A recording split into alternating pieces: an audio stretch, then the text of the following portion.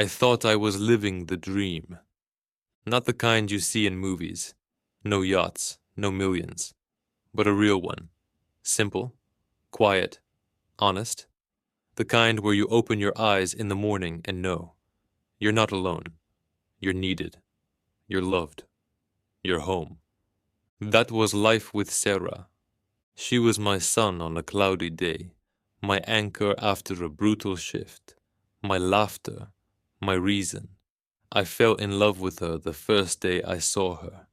She was standing in front of a coffee machine on campus, arguing with it like it could understand. She was so alive, genuine, funny, stubborn, a little scattered, but always kind. And I was, just a regular guy. Not handsome, not poetic, just someone who kept his word. Someone who became a firefighter because he believed you have to help. You stay when everyone else runs.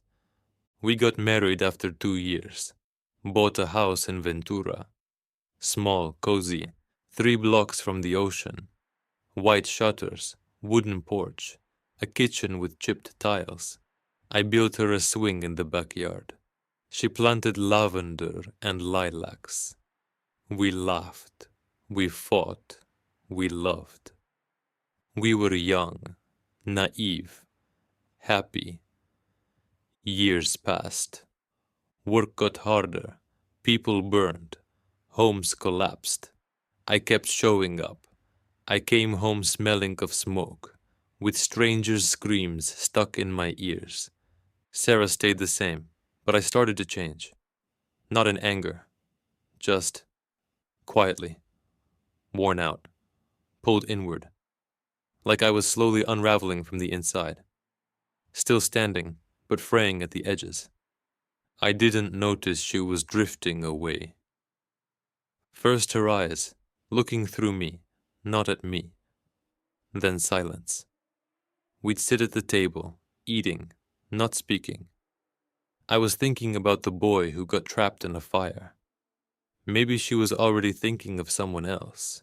She told me she missed me, that I had become a wall. I thought it was just a phase, just stress. She was still here, right? Then she joined the gym. Just wanna stay in shape, she said with a smile I hadn't seen in a while. I nodded. Sure, babe, go for it. That's where she met him. I knew about Josh before I ever saw him.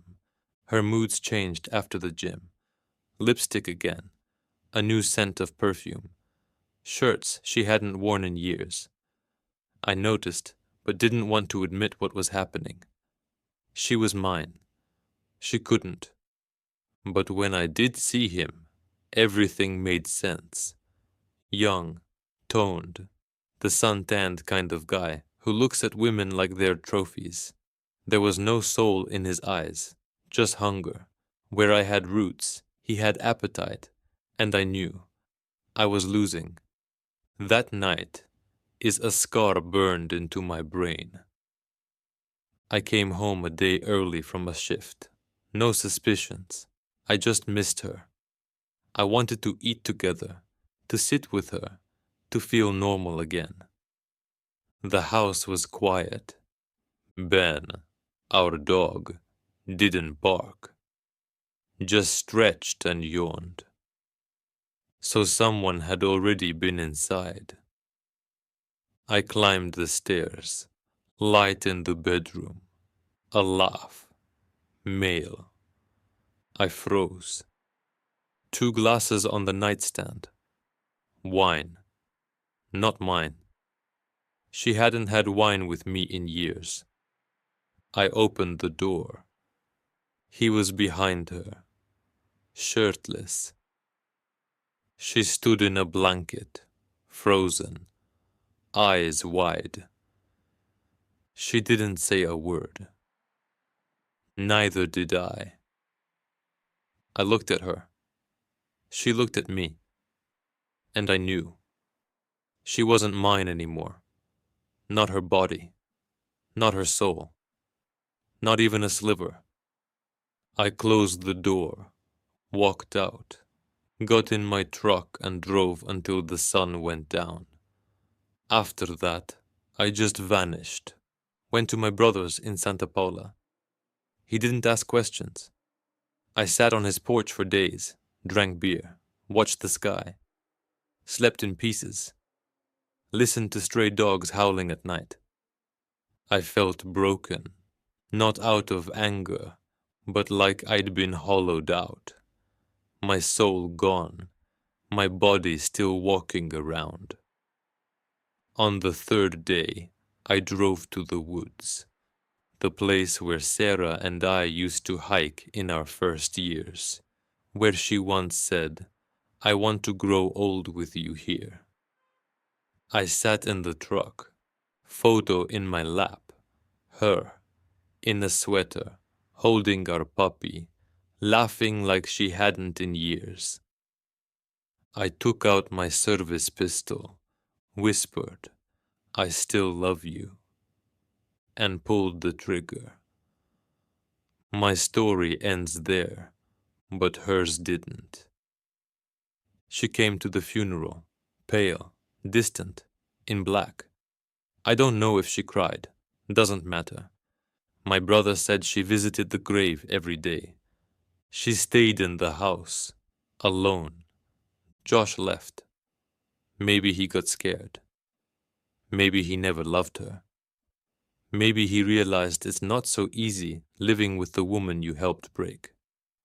Sarah kept living, kind of. Every morning, one coffee cup.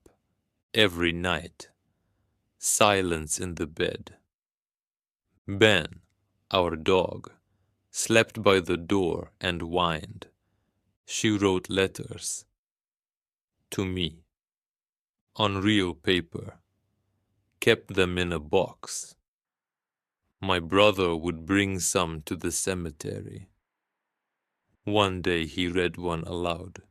"Mark, I destroyed everything. You loved me, and I went looking for something else, and I found pain. I gave myself to someone who felt nothing, and took from the one who gave me everything. I'm sorry. I'd give anything to go back to that night you came home and made me coffee." 2 years later, she was gone. Sleeping pills. Overdose.